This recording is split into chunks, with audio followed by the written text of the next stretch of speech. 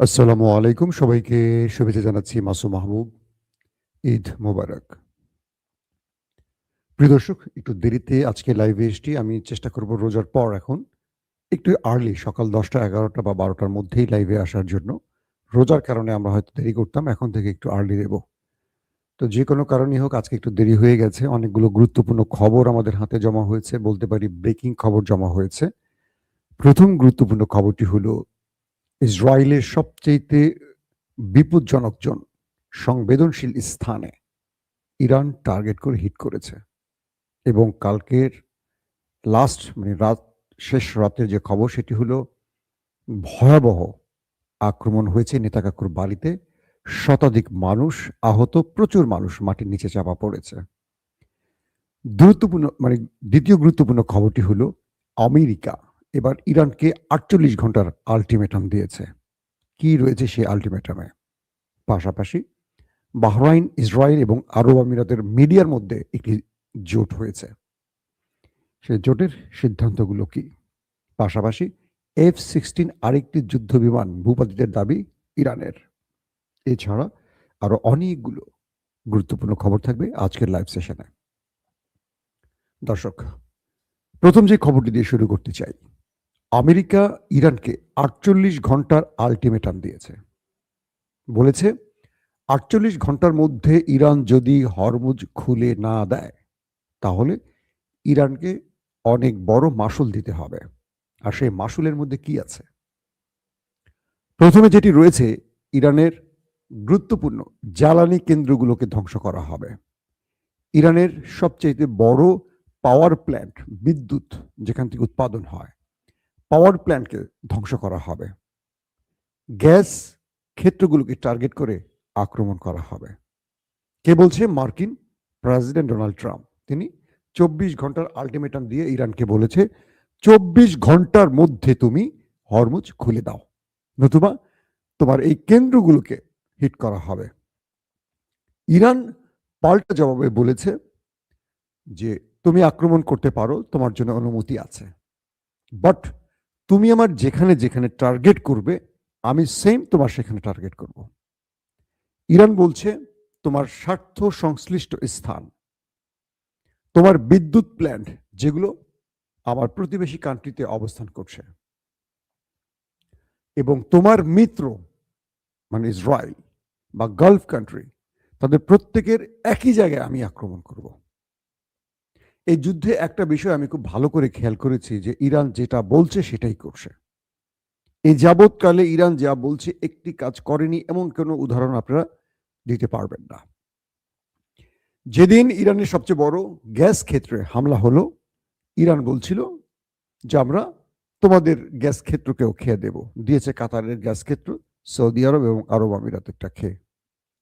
এই আপনি এখন বলবেন যে এগুলো তো আরব আমিরাত, সৌদির বিষয়গুলো এরকম না। এই গ্যাস বা তেল ক্ষেত্রগুলোর পরিচালনায় আছে মার্কিনীরা। আমেরিকা এখানে শুধু ঘাঁটি গড়েনি, আরবের গুরুত্বপূর্ণ স্থাপনা, গুরুত্বপূর্ণ বাণিজ্যিক স্থানগুলো তারা পরিচালনা করে থাকে তাদের লোক দ্বারা। এখান থেকে ট্রিলিয়ন ট্রিলিয়ন ডলার তারা কামাই করছে। তো ওই ক্ষেত্রগুলোকে ইরান ধ্বংস করে দিয়েছে। এখন আমেরিকার ৪৮ ঘন্টার আলটিমেটাম শেষে ইরানে আক্রমণের আগেই ইরান পাল্টা হুমকি দিয়ে বসেছে যে তুমি আমার যেখানে আক্রমণ করবে আমি তোমার সেখানে আক্রমণ করব। এখন তুমি কি করবা সিদ্ধান্ত নাও। ২ নম্বর খবর, বলা হয়েছে যে যদি, আবার ইরান দ্বিতীয়বার বলছে, যদি তুমি আমার খার্ক দ্বীপে আরেকবার হিট করো তাহলে আমি রেড সি বাবুল মান্দাব বন্ধ করে দেব। অর্থাৎ এখন পর্যন্ত হরমুজ প্রণালী বন্ধ আছে, আপনারা জানেন। রেড সি, বাবুল মান্দাব, এই দুটো ইয়েমেন বন্ধ করবে। ইরানের অনুমতি পেয়ে তারা হুমকি দিয়ে রেখেছে, বাট ইরান বলেনি এই এখনই বন্ধ করো, এই জাস্ট এটা এখন একটা অর্ডারের অপেক্ষা আছে হুতিরা। তো ইরান বলছে তুমি যদি আমার খার্ক দ্বীপে হিট করো আমি রেড সি বাবুল মান্দাব বন্ধ করে দেব। এটা বন্ধ করে দিলে আরবের তেল বাহিরে যাওয়া মোটামুটি বন্ধ হয়ে যাবে। এই ক্ষেত্রে আমেরিকা নতুন করে আরেকটি চাপে পড়ে গেল। এখন প্রশ্ন করতে পারেন ডোনাল্ড ট্রাম্প হঠাৎ করে 48 ঘন্টার আলটিমেটাম দিল কেন? ডোনাল্ড ট্রাম্প এই মুহূর্তে খুব বড় বেকায়দায় আছে। তার কারণ কি? জাপান ইরানের সাথে যোগাযোগ করেছে। জাপান, ইরানের আমেরিকার সবচেয়ে বড় মিত্র জাপান। তারা ইরানের সাথে যোগাযোগ করে ইরানকে বলেছে যে আমার তেলের জাহাজ হরমুজ দিয়ে যেতে দাও। তুমি যে শর্ত দিয়েছো যে চীনের ইউয়ানে, চীনের কারেন্সিতে আমাকে তেল কিনতে হবে, আমি এটাই করব। অবশেষে জাপান ইউয়ানে ডলার বদলে, মানে ডলার বাদ দিয়ে, যে ডলারে সবাইকে কিনতে হতো সেটা বাদ দিয়ে ইউয়ানে তেল কেনার সিদ্ধান্ত নিয়েছে। এরকম করে আরো অনেক আমেরিকান মিত্ররা ইরানের শর্ত মেনে তারা ডলার বাদ দিয়ে ইউয়ানে তেল কেনার সিদ্ধান্ত নেয়। ডোনাল্ড ট্রাম্পের মাথা নষ্ট হয়ে গেছে। তার প্রধান কারণ হলো আমেরিকা পরাশক্তি কেন? শুধু সামরিক ক্ষেত্রে না, পুরো পৃথিবীতে অর্থ ব্যবস্থা ডলারে চলছে। যত কেনা বেচা হয় ডলারে। ইরান আমেরিকাকে শুধু মধ্যপ্রাচ্য থেকে বের করে দেবে না, তাদের অর্থনৈতিকভাবে পঙ্গু করার জন্য এই ডলারকে বাদ দিয়ে ইউয়ান বা অন্য অর্থ ব্যবস্থায়, বিশ্ব ব্যবস্থাকে নিতে চাইছে ইরান। আর এতে করে যদি এইভাবে বড় বড় দেশগুলো ডলার পরিবর্তন করে অন্য কারেন্সিতে প্রবেশ করে, তাহলে নিউ ওয়ার্ল্ড অর্ডার সৃষ্টি হবে। মার্কিন ওয়ার্ল্ড ব্যবস্থা ভেঙে পড়বে, এটা কনফার্ম। এটা আমেরিকানরা বোঝে।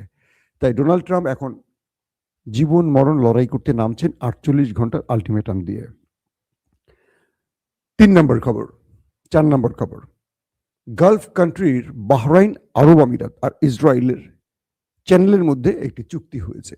তারা এখন জোট করে কাজ করবে ইরানের বিরুদ্ধে। বুঝতে পারছেন?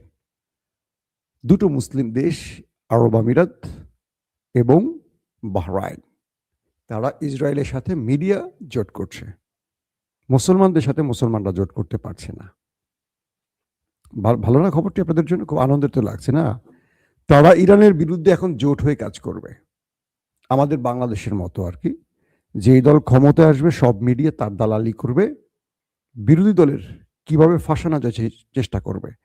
বিগত 15.5 বছর বাংলাদেশের প্রতিটি মিডিয়া হাসিনার দালালি করেছে, এখন নতুন দলের দালালি করবে। হাসিনা চলে যাওয়ার পর প্রত্যেকটা মিডিয়া হাসিনার পেছন দিয়ে বাঁশ দেওয়া শুরু করেছে। তো আজকে যারা ক্ষমতায় আছে তাদের বুঝতে হবে এই মিডিয়া তাদেরও না, এই মিডিয়া অপেক্ষায় আছে, কারণ এগুলো সব আওয়ামী লীগের হাতে তৈরি। যখনই বাংলাদেশ একটু ক্রাইসিসে পড়বে বা আওয়ামী লীগ প্রবেশের অনুমতি পাবে বা শেখ হাসিনা ঢুকে পড়বে বা আওয়ামী লীগ আবার দাঁড়াবে, প্রত্যেকটা মিডিয়া বিএনপিকে পেছন দিয়ে বাঁশ দেওয়া শুরু করবে। তখন বিএনপি মাথায় হাত দিয়ে বলবে, আয় হায়, এতদিনে এই মিডিয়া আমাদের সুশ্রুতি দিল আর আমরা আরাম পেলাম, এখন এই মিডিয়া তো আমাদের কাপড় খুলে ছাড়ছে। বিএনপি দুর্দিন কেটে গেলে সব ভুলে যায়, এটা বিএনপির রাজনৈতিক একটা বৈশিষ্ট্য।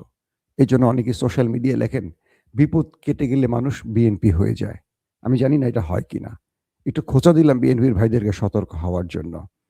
দর্শক, তারপরের যে গুরুত্বপূর্ণ খবর, ইরানের একটি সূত্র দাবি করেছে তারা আরেকটি মার্কিন F-16 ভূপাতিত করেছে। এ পর্যন্ত প্রায় 30-এর মতো যুদ্ধ বিমানকে ওপারে পাঠিয়ে দিয়েছে মুস্তফা খামেনির দেশটি। এটি একটি বড় খবর পাওয়া গেছে।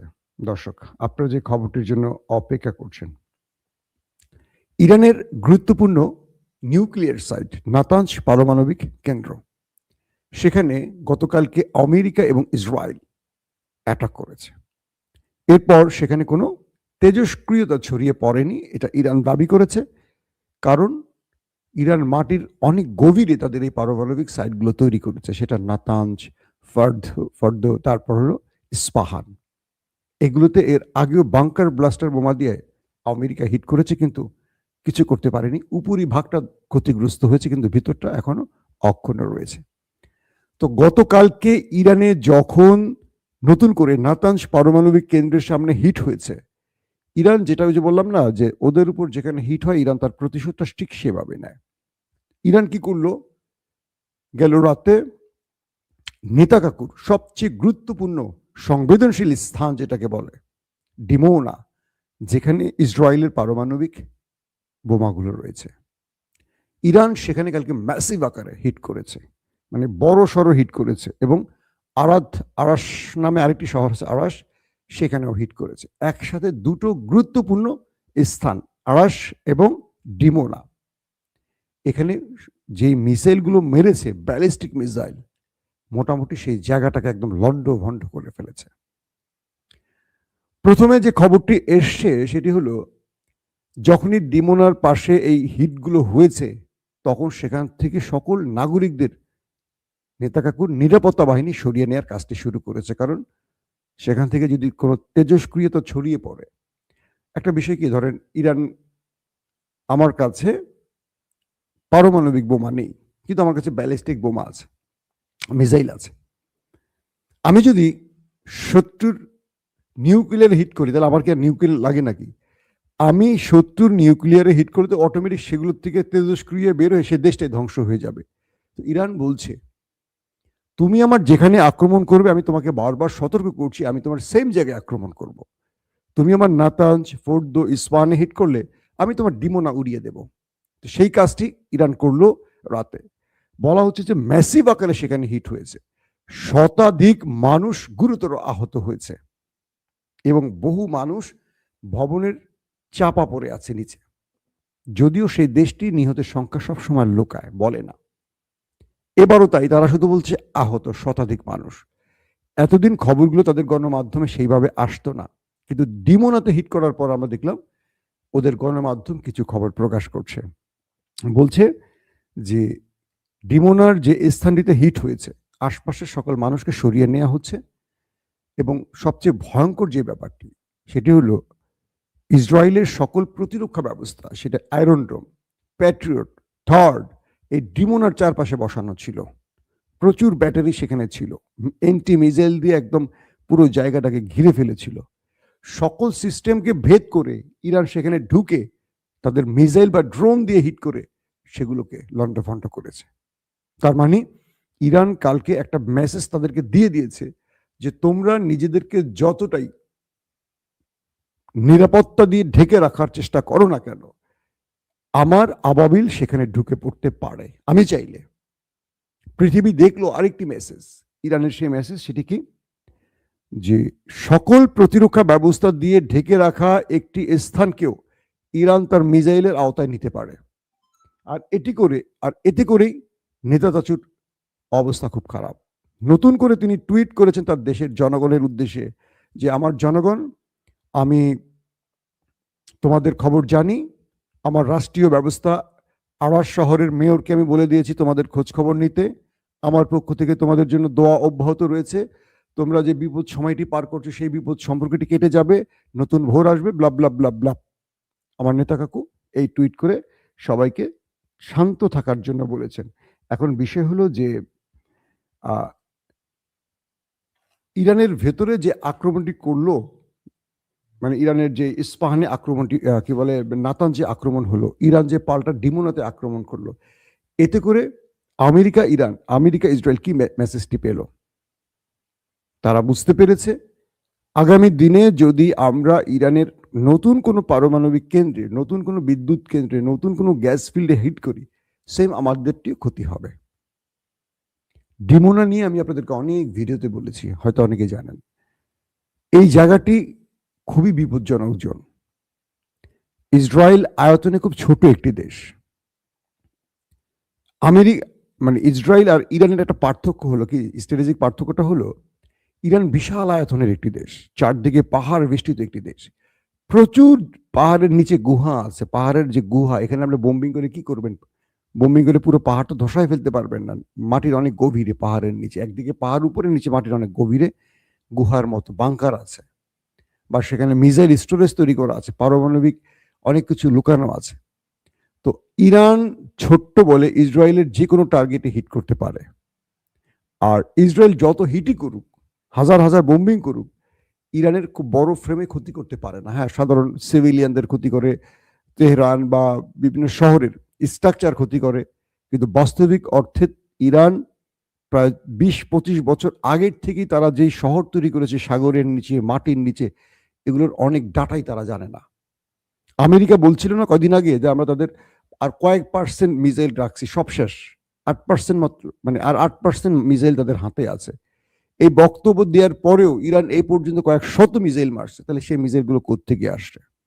শুধু তাই না, গতকালকে ইরান ডিয়াগো গার্সিয়াতে 4000 কিলোমিটার দূরে তার ইন্টারকন্টিনেন্টাল ব্যালিস্টিক মিসাইল, যেটাকে আমরা বলি ইন্টারকন্টিনেন্টাল মিসাইল মেরেছে। সেখানে দুটো মিসাইল মেরে ইরান বুঝিয়ে দিয়েছে পৃথিবীকে যে আমাদের হাতে 4000 কিলোমিটারেরও মিসাইল আছে। পুরো ইউরোপ এখন আতঙ্কে আছে ইরানের, যে এটা কিভাবে হবে, বা আমরা তো ইরানের আওতায় পড়ে গেছি। এই মুহূর্তে এখন সবচেয়ে বড় যে ব্যাপারটি তৈরি হয়েছে আমেরিকা ইসরায়েলের জন্য, সেটি হলো ডিমোনাতে হিট করার পর তারা বুঝে গেছে যে ইরান চাইলে যে কোনো সময় তাদের নিউক্লিয়ারকে ধ্বংস করে দিতে পারে। আরেকটি সূত্র দাবি করেছে যে ডিমোনাতে হিট করলেও মূল পারমাণবিক বোমা যেখানে আছে সেই জায়গাটা ইরান এড়িয়ে গেছে। তার প্রধান কারণ হলো এখান থেকে ইরান তাদের একটি বার্তা দিয়েছে, তুমি যদি আমার পারমাণবিকে হিট করো, পাওয়ার প্ল্যান্টে হিট করো, তাহলে আমি তোমার এটা হিট করতে পারি, তুমি দেখে রাখো। কারণ পারমাণবিক পাশে হিট করা আর পারমাণবিক হিট করা এক জিনিস না। পারমাণবিকের পাশে করিয়ে বুঝালাম যে আমি পারমাণবিকে হিটটা করতে পারি, একটা সূত্র এটা বলেছে। তো ইরানের জিপিএস বা ইরান দখলদার দেশটির মধ্যে তাদের যে এত সঠিক তথ্যের আলোকে এত রিয়েল টাইম ইন্টেলিজেন্স তাদের কাছে পৌঁছে যাচ্ছে যে ইরান প্রতিটা মুহূর্তে খুঁজে খুঁজে সেই টার্গেটগুলোতে হিট করছে। বলা হচ্ছে নেতা কাকুদের জেনারেলরা, গুরুত্বপূর্ণ ব্যক্তিরা কোথায় কোথায় লুকিয়ে আছে সেই ভবনগুলোতে পর্যন্ত হিট করছে, যদিও তারা তাদের নিহতের খবরগুলো প্রকাশ করছে না। ইরান গালফ কান্ট্রির ভিতরে, যেখানে আরবের ভেতরে যেখানে আমেরিকান ইসরায়েলরা গুরুত্বপূর্ণ ব্যক্তিরা সেনা অফিসাররা লুকিয়ে আছে, সেখানে খুঁজে খুঁজে ড্রোন দিয়ে হিট করছে। এত নির্ভেজাল তথ্য ইরানের কাছে কি করে পৌঁছে গেল? এগুলো নিয়ে অনেক প্রশ্ন উঠছে। তো সব মিলে যে বিষয়টি তৈরি হয়েছে, আমেরিকা ইসরায়েলকে বুঝতে হবে পুরো পৃথিবীকে তারা ধ্বংস করবে নাকি তারা শান্তি ডেকে আনবে। যদি তারা এরকম খারাপ কিছু করতে চায় তাহলে তারা ইরানের উপরে হামলা করার ক্ষেত্রে বুঝে শুনে করতে হবে, কারণ ইরান খামেনির ইরান না, ইরান এখন মুস্তফা খামেনির ইরান। মূল খামেনি বয়সে বেশি ছিলেন, তিনি আসলে শান্তি চাইতেন, যে কারণে তিনি সবসময় প্রতিশোধে বিশ্বাসী ছিলেন না। কিন্তু বর্তমানে যারা আইআরডিসিতে আছে সব ইয়াং অফিসার, এরা রক্তে অনেক বেশি টকবগে বা গরম। এরা যেটা বলছে সেটাই করছে। আগের ইরান যেটা বলছে সবটা করতো না। আগের ইরান রাজনৈতিক কারণে হোক, সামরিক মেসেজ দেওয়ার জন্য অনেক কিছু বলতো, করতো কম, বলতো বেশি। কিন্তু আজকের ইরান বলছে তাই যা করছে। তো সবকিছু মিলে আমি বিশ্বাস করি ইসরায়েল, আমেরিকা, ইরান সবাই যুদ্ধ বন্ধে একটা আলোচনা বসবে। নতুবা ট্রাম্প 48 ঘন্টার যে আলটিমেটাম দিয়েছে, এরপর ট্রাম্প যদি বড়সড় আক্রমণ করে, ইরান আরব ইসরায়েলের কোনো পাওয়ার প্ল্যান্ট আর বাকি রাখবে না, পুরো অন্ধকার জগৎ তৈরি হয়ে যাবে। এটা যেন না হয়। আমরা আবার বলছি, আমরা শান্তির পক্ষে, আমরা যুদ্ধ চাই না। আল্লাহ হাফেজ।